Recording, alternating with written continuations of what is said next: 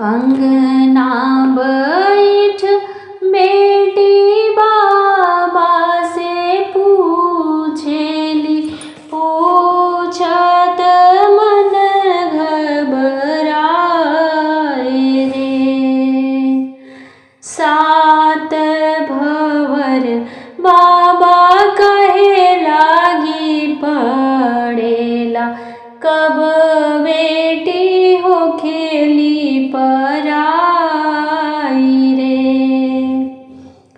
सात भवर बाबा कहे लागी पड़ेला, कब बेटी हो खेली पराई रे।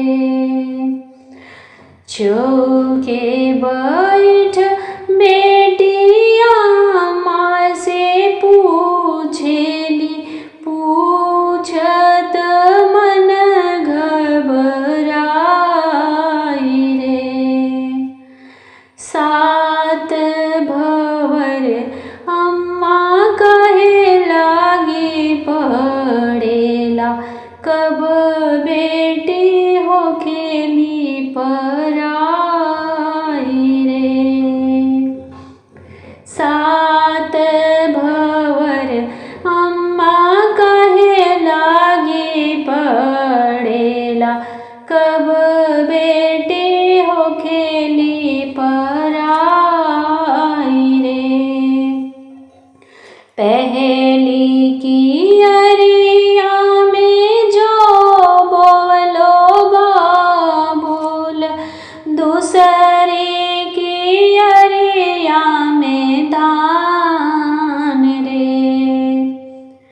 तीसरी की अरिया में तुम बैठो बाबुल, देहु माँ मोही कदान रे।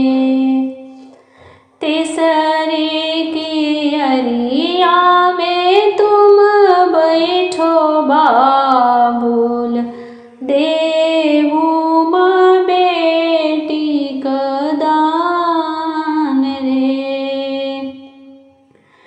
पहली भवर बेटी मटिया के गौरा, दूसरी जैसे जले जोत रे। तीसरी भवर बेटी छूटली मयरिया, चौथे गगन उड़ जाहु रे। तीसरी भवर बेटी छूटली मयरिया, चौथे गगन उड़ जाहु रे।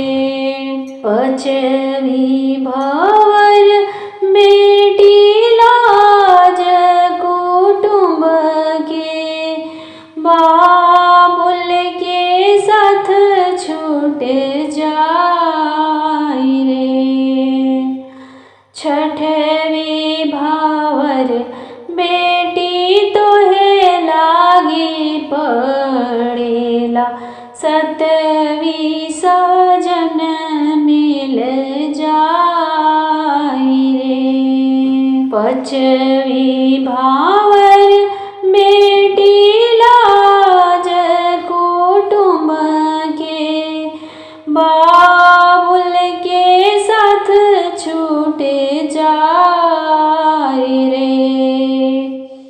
छठवी भवर बेटी तोहे लागी पड़ेला, सतवी